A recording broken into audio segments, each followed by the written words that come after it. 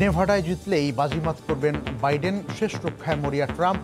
Vote গণনায় কারচুপি, অনিয়ম সহ নানা অভিযোগে 4 রাজ্যে রিপাবলিকান শিবিরের মামলা। ট্রাম্পকে হটানোর দাবিতে নিউ ইয়র্কের রাস্তায় বিক্ষোভ।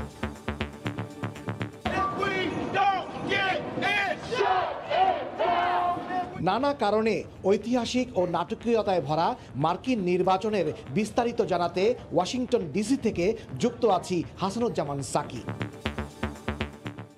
প্রধান শিরোনাম দেখছিলেন দুপুরের সময়ের সঙ্গে আছি আমি মিজানুর রহমান কবির। এবার অন্যান্য শীর্ষ সংবাদ। বাংলাদেশকে 3 কোটি ডোজ ভ্যাকসিন দেবে ভারতের সিরাম ইনস্টিটিউট। স্বাস্থ্য মন্ত্রণালয় মেক্সিকোর সঙ্গে ত্রিপক্ষীয় সমঝোতা। বিশ্বে একদিনে করোনায় সর্বোচ্চ মৃত্যু।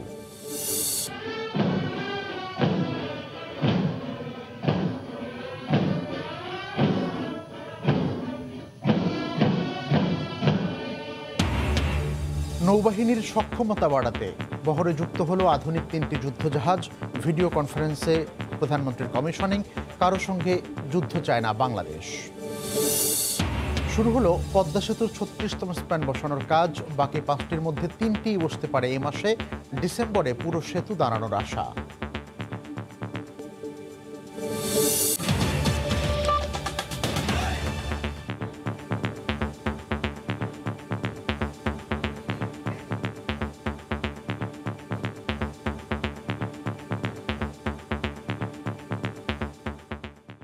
শুরুতেই মার্কিন নির্বাচনের খবর।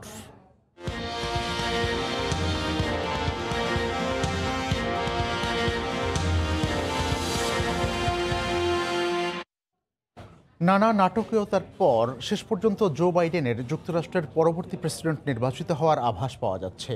ফলাফল আসতে বাকি থাকা 4টি অঙ্গরাজ্যের মধ্যে যে কোনো একটিতে জিতলেই জয় হবে ডেমোক্র্যাটদের। এরই মধ্যে বাইডেন বলেছেন এই বিজয় হবে মার্কিন গণতন্ত্রের বিজয়। ওয়াশিংটন ডিসি থেকে সহকর্মী হাসানুজ্জামান সাকির রিপোর্টে বিস্তারিত। আগাম জরিপের সব ফলই এবার সত্যি মিলে যাচ্ছে। 2016 সালে হিলারির হেরে যাওয়ার মতো ঘটনা এবার অন্তত ঘটছে না মনে করছেন বিশ্লেষকরা। ভোট শেষ হয়েছে প্রায় একদিন হতে চলল। এখন পর্যন্ত প্রাপ্ত ইলেকটোরাল ভোটের ফলে এগিয়ে জো বাইডেন, যা নিয়ে আত্মবিশ্বাসী এই ডেমোক্র্যাট নেতা। ডেলাওয়ার অঙ্গরাজ্যে বক্তব্যে বলেন তিনি এগিয়ে থাকলেও শেষ ব্যালট গণনা না হওয়া পর্যন্ত নিজেকে প্রেসিডেন্ট ঘোষণা দিতে চান না। My victory alone or our victory alone. It'll be a victory for the American people, for our democracy, for America. And there will be no blue states and red states when we win. Just the United States of America. যুক্তরাষ্ট্রের ইতিহাসে সর্বোচ্চ vote পাওয়ার record ইতিমধ্যে গড়েছেন Biden. গণনা শেষ হওয়ার আগেই যে কোনো মার্কিন প্রেসিডেন্টের চেয়ে বেশি ভোট গেছে তার ঝুলিতে। 2008 সালে গড়া সতীর্থ বারাক ওবামার রেকর্ড ভেঙে দিয়েছেন তিনি। এদিকে কোনোভাবেই পিছিয়ে থাকা মেনে নিতে পারছেন না রিপাবলিকান ডোনাল্ড ট্রাম্প। এবার তিনি ইলেকটোরাল পদ্ধতি নিয়েই প্রশ্ন তুলেছেন। বলেছেন যেসব অঙ্গরাজ্যে বাইডেনের নীল শিবির জিতেছে তা দুর্ভাগ্যের বিষয়। একাধিক টুইট করে ট্রাম্প তার মন্তব্য জানিয়েছেন। ডাকযোগের ভোট গণনা বন্ধ করে দিতে ট্রাম্প যে মন্তব্য করেছেন তার বিরোধিতা করে ইতিমধ্যে রাস্তায় নেমেছেন সাধারণ মার্কিন নাগরিকরা। তারাও বাইডেনের সঙ্গে সুর মিলিয়ে বলেছেন শেষ ভোট পর্যন্ত আমলে নিতে হবে। এদিকে যুক্তরাষ্ট্রের বিভিন্ন শহরে বিক্ষোভকারীরা ট্রাম্পের পদত্যাগ দাবি করেছেন। বিস্ময়করভাবে লক্ষ্য করছি যেটি সচরাচর কখনোই ঘটে না, সেই হোয়াইট হাউসের আলো হঠাৎ করে নিভে গেছে।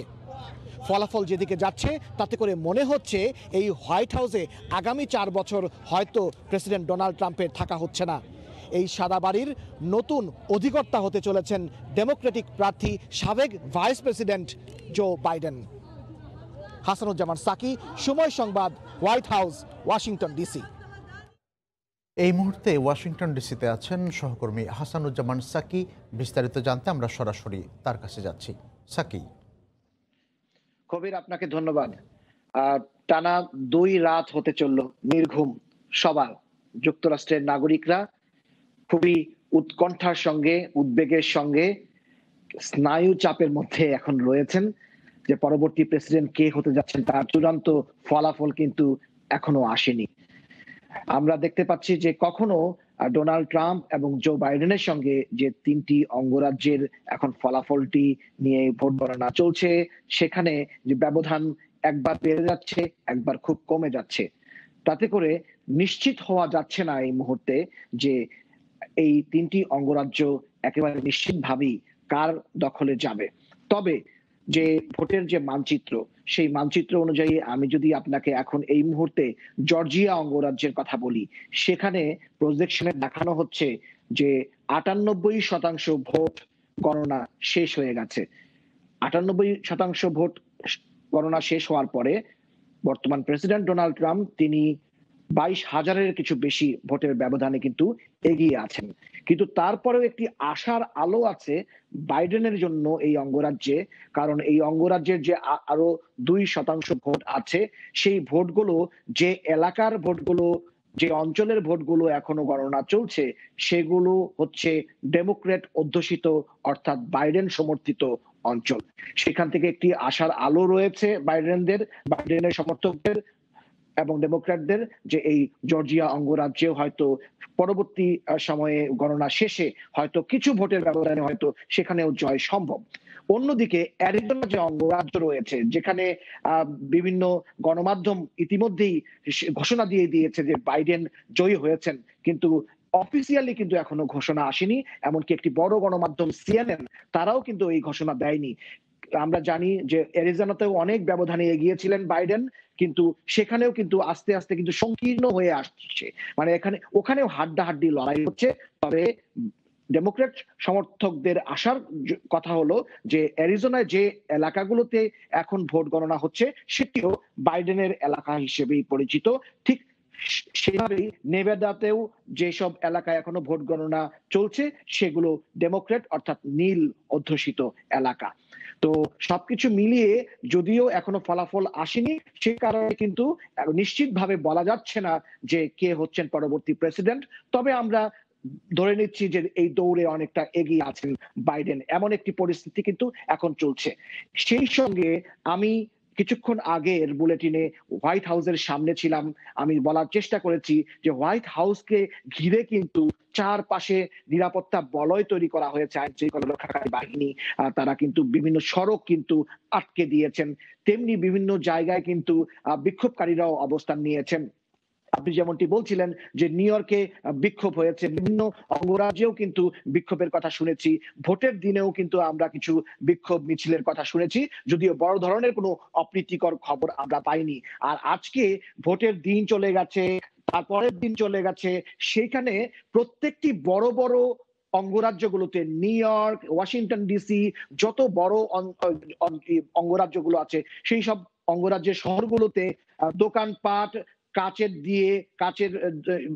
যে কাচ, সেটি কাঠ দিয়ে ঢেকে ফেলানো হয়েছে। অর্থাৎ নির্বাচনের পরেও একটি সহিংসতার আশঙ্কা করা হচ্ছে। তারপরেও আমাদের আশাবাদ যে যা হবে তা ভালোই হবে, এবং যদি যত দ্রুত ফলাফল আসে ততই মঙ্গল। এই ছিল আমার কাছে সর্বশেষ খবর।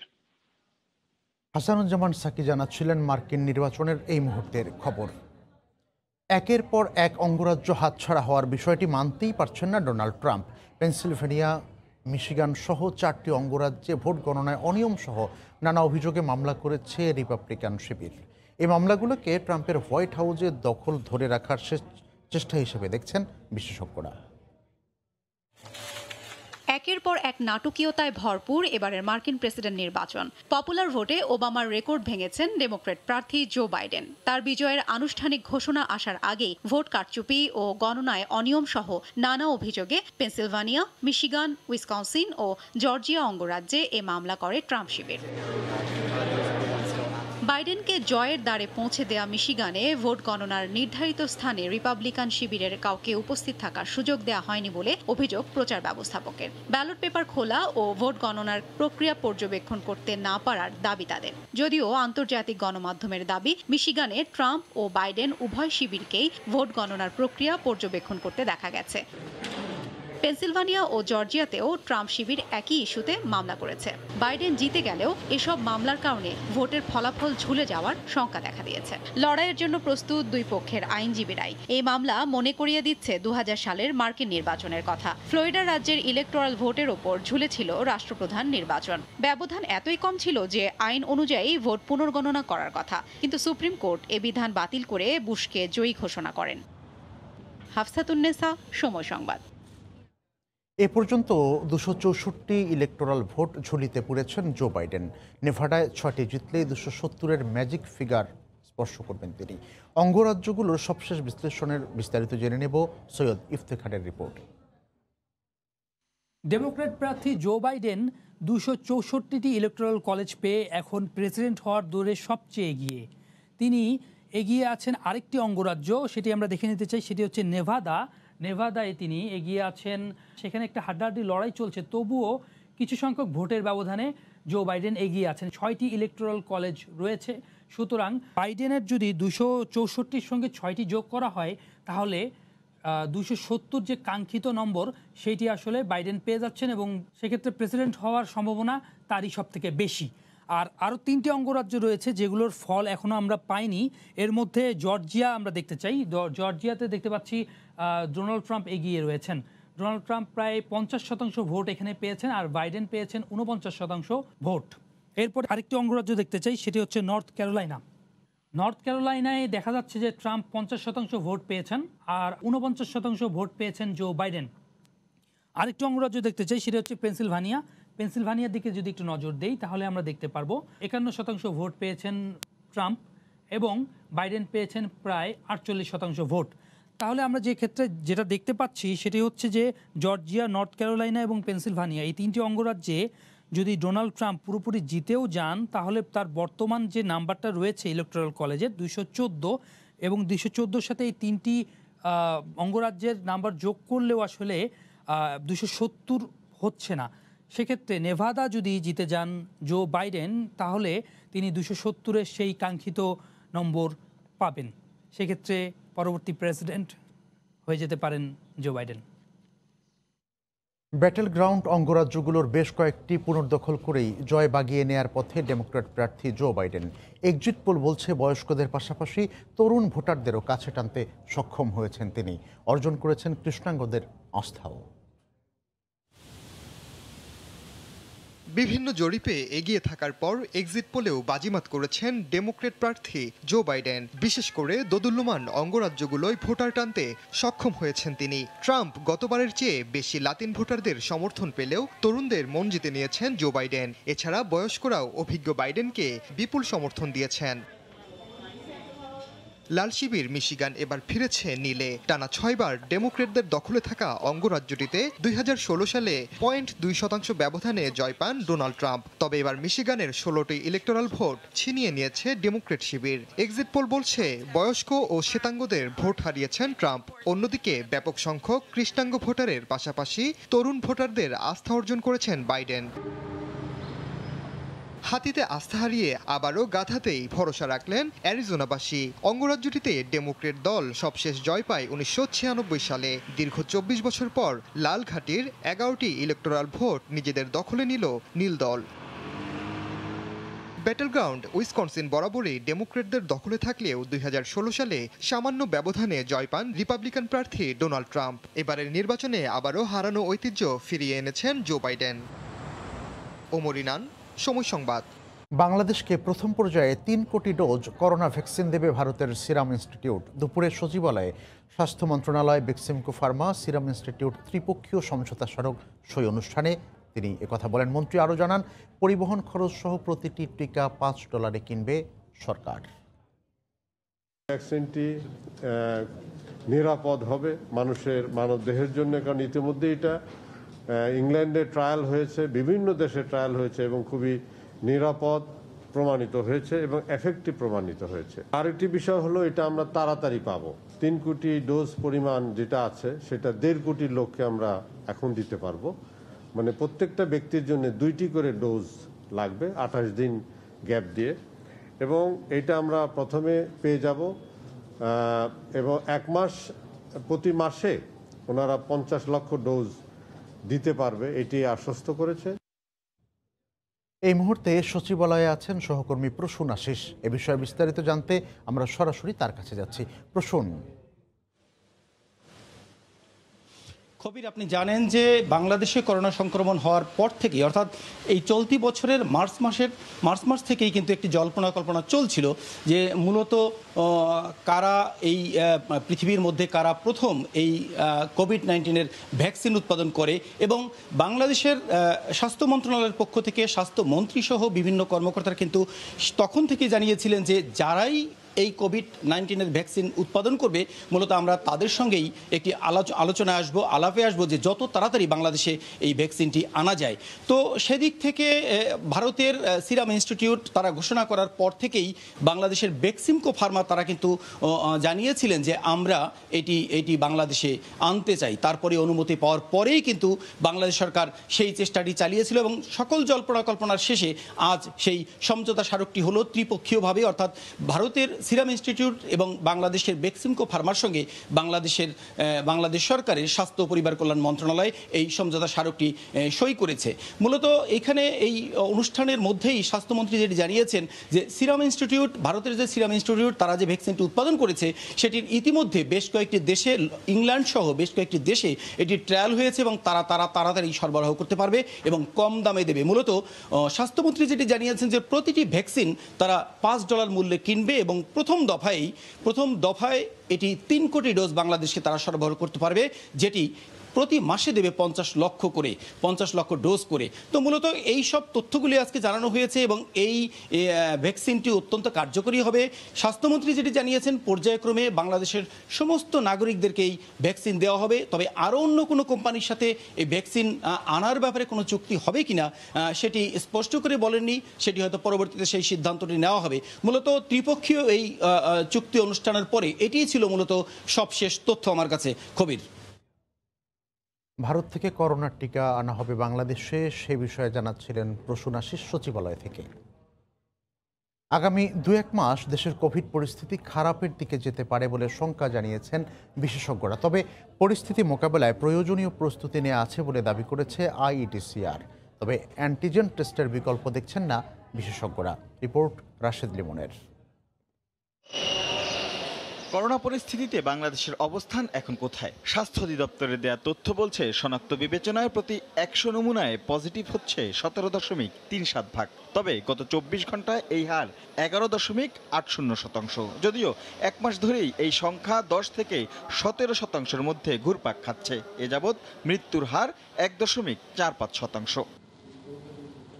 বিশ্ব স্বাস্থ্য সংস্থার হিসেবে শনাক্তের হার 5%-এর নিচে না আসলে স্বস্তির কারণ নেই। অধিদপ্তরের হিসেবে রাজধানীর 19টি হাসপাতালে 3,500 শয্যার বিপরীতে রোগী ভর্তি আছে প্রায় 2,000, আর চট্টগ্রামে ভর্তি রোগী 141, খালি শয্যা প্রায় 700। তবে গেল 2 সপ্তাহে কিছুটা হলেও বেড়েছে রোগীর চাপ, সেই সঙ্গে উকি দিচ্ছে শীতে বড় ধাক্কার শঙ্কা। শীতকালে যে কমন কোল্ড হয়, ব্রঙ্কিওলাইটিস হয়, ব্রঙ্কাইটিস হয়, যাদের অ্যাজমা আছে তাদের এপিসোড বেড়ে যায়।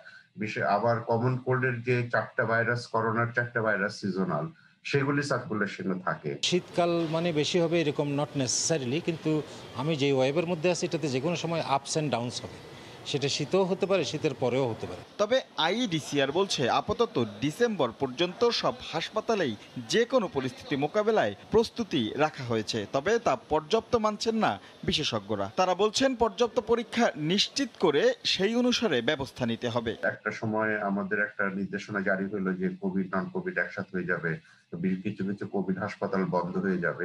আমরা কিন্তু ফ্যাসিলিটিস গুলো ট্রান্সফার করি নাই। আমরা 30শে ডিসেম্বর পর্যন্ত সেটা রেখে দিছি যে একদিনের নোটিশে যেন আবার সবগুলো কাজ শুরু করতে পারে। গতানুগতিক একটা প্রস্তুতি আমাদের আছে, কিন্তু এটার জন্য যে একটা স্পেশাল প্রোঅ্যাক্টিভ, যে আগের থেকে ঠিক করে আমি সঠিকভাবে ওদেরকে আসার সাথে সাথে ওর সার্ভিসটা এনশিওর করব, ওই জিনিসটা অভাব আছে আমাদেরকে সাংঘাতিকভাবে অ্যান্টিজেন টেস্ট এনে দেশব্যাপী করে ফেলতে হবে। মাস্ক ব্যবহারকেই করোনা মোকাবিলার প্রধান হাতিয়ার মানছেন তারা। রাশেদ লিমন, সময় সংবাদ, ঢাকা। করোনা ভাইরাসে আক্রান্ত হয়ে বিশ্বজুড়ে একদিনে সর্বোচ্চ প্রায় 10,000 মানুষের মৃত্যু হয়েছে। সবচেয়ে বেশি মৃত্যু হয়েছে যুক্তরাষ্ট্রে। দেশটিতে গত একদিনে 1191 জনের মৃত্যু হয়েছে। আক্রান্ত হয়েছেন 1,06,000 মানুষ। এর পরের অবস্থানে আছে ব্রাজিল। দেশটিতে 622 জন মারা গেছেন 24 ঘন্টায়, আর আক্রান্ত প্রায় 24,000। রাশিয়ায় 389 জনের মৃত্যু হয়েছে, আর আক্রান্ত প্রায় 20,000 মানুষ। ফ্রান্সে আক্রান্তের সংখ্যা 40,000-এর বেশি এবং মারা গেছেন 385 জন। এছাড়াও ইউরোপের অন্যান্য দেশগুলোতেও আক্রান্ত মৃতের সংখ্যা প্রতিদিনই বাড়ছে।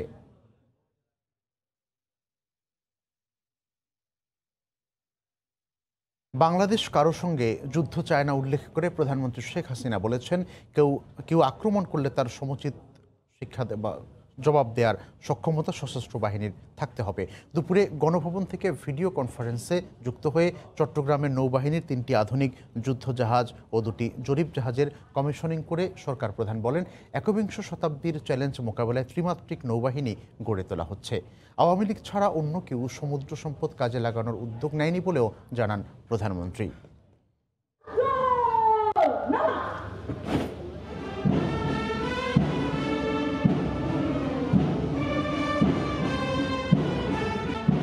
প্রতিবেশী দেশ ভারত এবং মিয়ানমারের কাছ থেকে বিশাল সমুদ্র সীমা জয়ের পর প্রয়োজন হয়ে পড়ে অর্জিত সীমান্তকে সুরক্ষিত রাখা। তাই বাংলাদেশ নৌবাহিনীকে অত্যাধুনিক হিসেবে গড়ে তুলছে সরকার।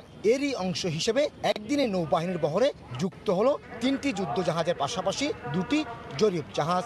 সুদূর ভূমধ্যসাগরে শান্তিরক্ষা মিশনেও আমাদের জাহাজ কৃতিত্বের সাথে দায়িত্ব পালন করে আন্তর্জাতিক পরিমণ্ডলে দেশের জন্য বয়ে এনেছে অকুণ্ঠ সুনাম। বৃহস্পতিবার দুপুরে গণভবন থেকে প্রধানমন্ত্রী শেখ হাসিনা ভিডিও কনফারেন্সের মাধ্যমে জাহাজগুলোর কমিশনিং করেন। জাহাজগুলোর কার্যক্রম আনুষ্ঠানিকভাবে উদ্বোধন করতে গিয়ে প্রধানমন্ত্রী বলেন, কারো সাথে যুদ্ধ জড়াতে চায় না বাংলাদেশ, তবে কেউ আক্রমণ করতে এলে তার সমুচিত জবাব দেওয়ার সক্ষমতা অর্জন করতে হবে সশস্ত্র বাহিনীকে। জাতির পিতা আমাদের পররাষ্ট্র নীতি বলেছেন, সকলের সাথে বন্ধুত্ব, কারোর সাথে বৈরিতা নয়। আমরা সেই নীতিতেই বিশ্বাস করি। কিন্তু যদি বাংলাদেশ কখনো বহিঃশত্রুর আক্রমণ দ্বারা আক্রান্ত হয়, তাকে মোকাবেলা করবার মতো সক্ষমতা আমরা অর্জন করতে চাই। একবিংশ শতাব্দীর চ্যালেঞ্জ মোকাবেলায় ত্রিমাত্রিক নৌবাহিনী গড়ে তোলা হচ্ছে উল্লেখ করে প্রধানমন্ত্রী শেখ হাসিনা বলেন, আওয়ামী লীগ ছাড়া অন্য কেউ সমুদ্র সম্পদ কাজে লাগানোর উদ্যোগ নেয়নি। সুনীল অর্থনীতির সম্পদ আহরণ ও কাজে লাগানোই সরকারের লক্ষ্য।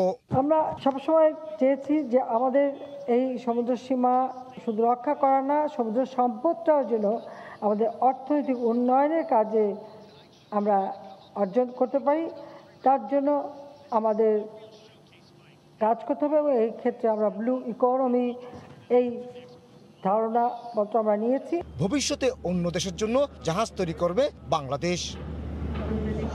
বাংলাদেশ নৌবাহিনীর অগ্রযাত্রায় বাইং নৌবাহিনী থেকে বিল্ডার্স নৌবাহিনীতে রূপান্তরের জন্য প্রধানমন্ত্রী যে নির্দেশনা দিয়েছেন, তারই অংশ হিসেবে খুলনা শিপ ইয়ার্ডে তৈরি করা হয়েছে নৌবাহিনীর জন্য 2টি জরিপ জাহাজ। তারা মূলত সাগরের পাশাপাশি উপকূলীয় এলাকার তথ্য সরবরাহ করবে বাংলাদেশ নৌবাহিনীকে। অনুষ্ঠান শেষ পর্যায়ে প্রধানমন্ত্রীর পক্ষ থেকে নৌবাহিনীর প্রধান জাহাজগুলোর অধিনায়কদের কাছে ফরমান তুলে দেন।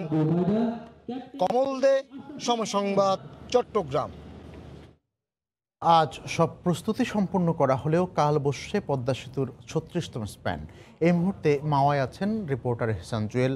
আমরা সরাসরি তার কাছে যাব বিস্তারিত জানতে। অংশটাতে আগে বেশ কয়েকটি স্পেন বসাতে 2 দিন করে সময় লেগেছিল। একদিন করে স্পেন বসানোর সময় নির্ধারণ করা হলেও পরের দিন যেহেতু গিয়েছে, এবার স্পেনটি বসানোর শুরু থেকেই তারা পরিকল্পনা করেছিলেন যে 2 দিন সময় নিয়ে এটি বসাবেন। অর্থাৎ আজকে দুপুর 1টার পর এটি নিয়ে আসা হবে মাওয়ার কুমারভোগিয়ার থেকে নির্ধারিত পিলার, নদীর খুব কাছে 2 ও 3 নম্বর পিলারের কাছাকাছি, এবং পরবর্তীতে আজকে সব কিছু কাজ সেরে রাখার ফলে যদি নগর এবং কোনো নাব্য সংকট তৈরি না হয়, কাল সকাল সকাল সেটি তুলে ফেলা হবে। এটি ছিল প্রাথমিক পরিকল্পনা। কিন্তু আজকে সকালে যখন দেখা গেল সব কিছু অনুকূলে আছে, তখন সকাল 10:30 নাগাদ তারা পরিকল্পনায় একটু এগিয়ে এনে চেষ্টা করেছিলেন যে আজকে এটি তুলে ফেলা যায় কিনা, এবং ঘন্টা 2-এর মধ্যে কিন্তু তারা নির্ধারিত পিলারের কাছে এটি নিয়েও এসেছিলেন। নির্ধারিত পিলারের যে 2টি পিলার তোলার কথা, সেই 2টি পিলারের সমান উচ্চতায় স্প্যানটি তুলে ফেলা হয়েছিল। 2 পাশে নোঙর করার কাজটিও সেরে রাখার চেষ্টা করা হয়েছিল।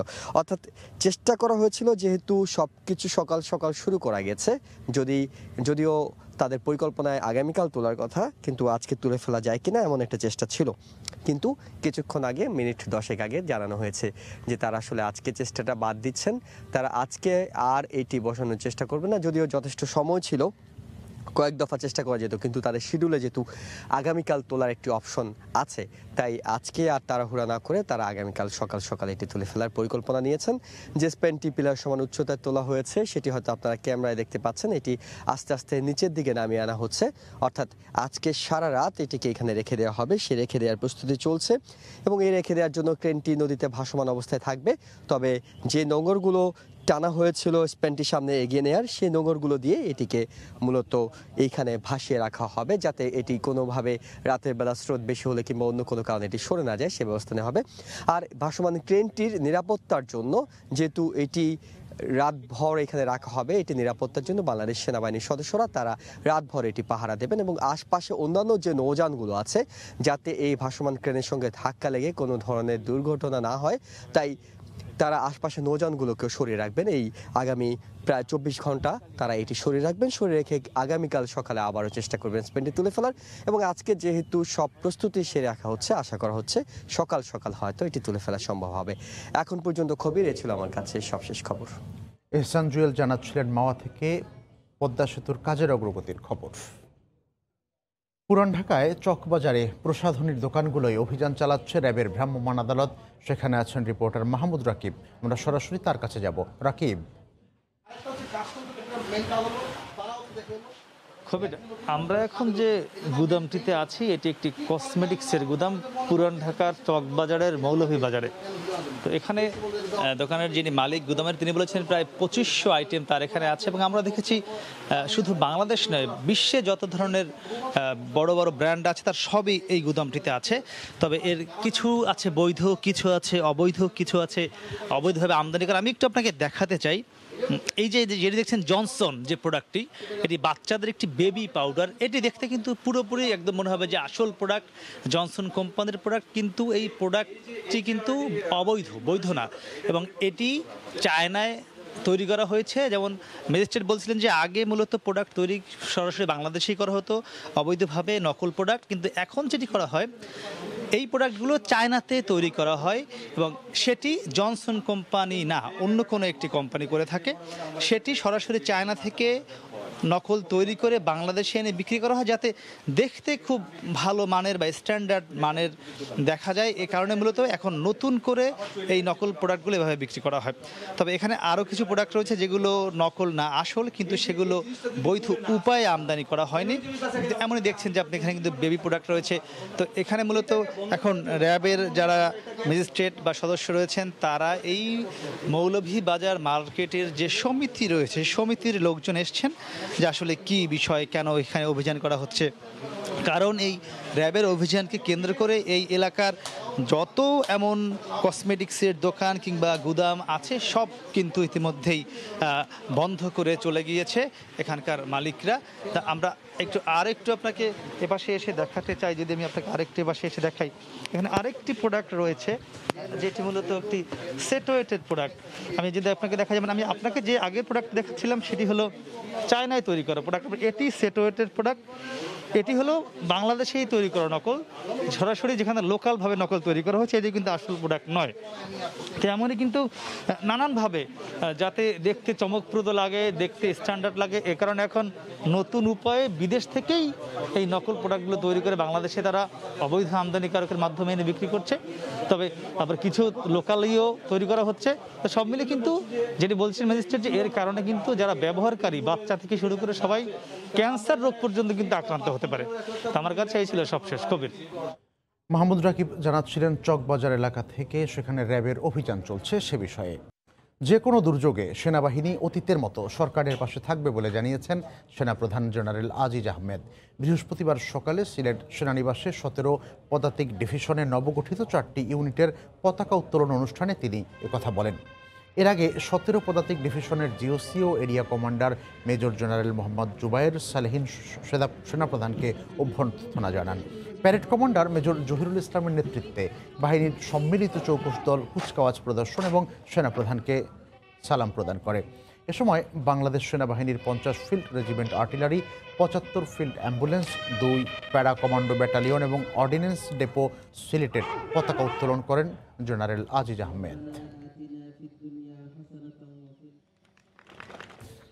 নিষেধাজ্ঞা শেষে মাছ শিকারে গেছেন কক্সবাজার উপকূলের লক্ষাধিক জেলে। দীর্ঘ বিরতির পর সাগরে ফিরতে পারায় দারুণ খুশি জেলেরা।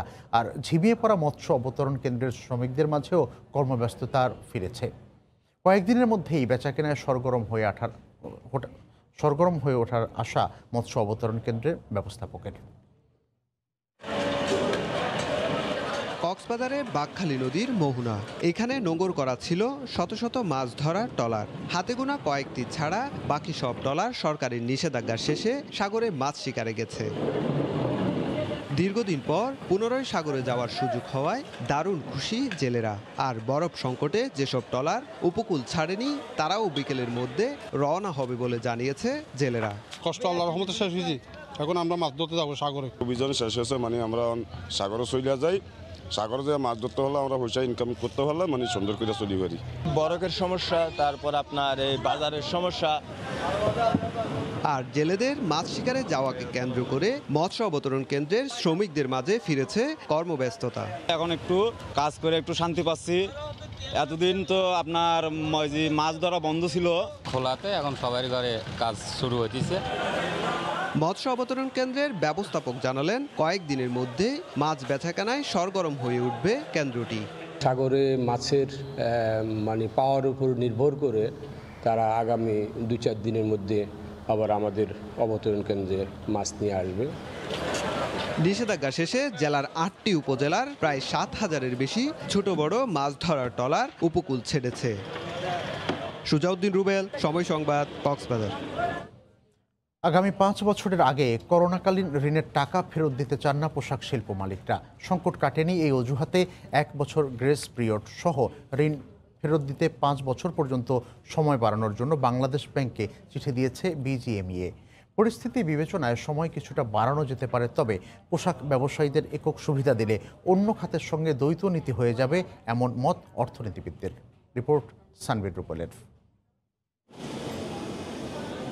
করোনার ধাক্কা সামাল দিতে 21টি খাতের জন্য 1 লাখ কোটি টাকার বেশি প্রণোদনা প্যাকেজ ঘোষণা দেয় সরকার। এর মধ্যে শিল্পের বেতন ভাতা পরিশোধ বাবদ 3 দফায় 10,500 কোটি টাকা স্বল্প সুদে ঋণ পেয়েছেন পোশাক শিল্পের মালিকরা। শর্ত ছিল 6 মাসের গ্রেস পিরিয়ড সহ 2 বছরের মধ্যে 18টি সমান কিস্তিতে ঋণ পরিশোধ করতে হবে। তবে মালিকদের দাবি, পোশাকের সবচেয়ে বড় বাজার ইউরোপে করোনার দ্বিতীয় ধাক্কা শুরু হওয়ায় রফতানি অনিশ্চয়তায় এখনও কাটেনি সংকট। তাই ঋণ পরিশোধের সময় বাড়ানোর জন্য বাংলাদেশ ব্যাংকে চিঠি দিয়েছে পোশাক শিল্পের মালিকরা। অর্ডার আমাদের অনেক কমে যেতে পারে, সেই ক্ষেত্রে আমরা সরকারের কাছে অনুরোধ করেছে বিজিএমইএ যে আমাদের যে লোনটা আছে সেই লোনটার টাইমিংটা আরো বাড়িয়ে দেওয়া হোক। আমি বাংলাদেশ ব্যাংকে রিকোয়েস্ট করব মাননীয় প্রধানমন্ত্রীর সাথে কথা বলে এটা করা উচিত।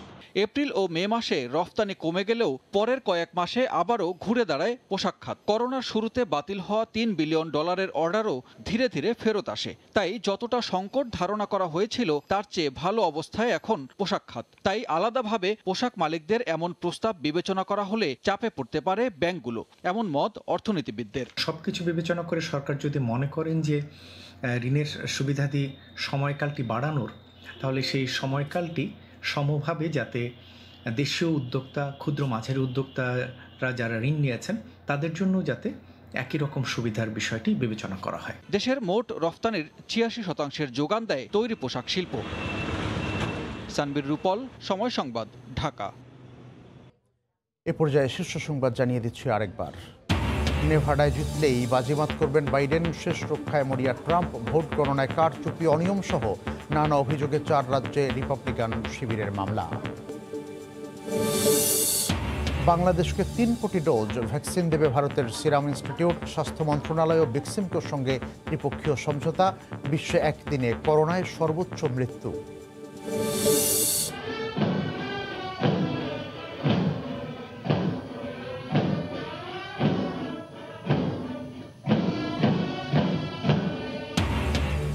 নৌবাহিনীর সক্ষমতা বাড়াতে বহরে যুক্ত হলো আধুনিক 3টি যুদ্ধজাহাজ। ভিডিও কনফারেন্সে প্রধানমন্ত্রীর কমিশনিং, কারো সাথে যুদ্ধ চায় না বাংলাদেশ। এই ছিল দুপুরের সময়ে, সঙ্গে থাকুন সময়।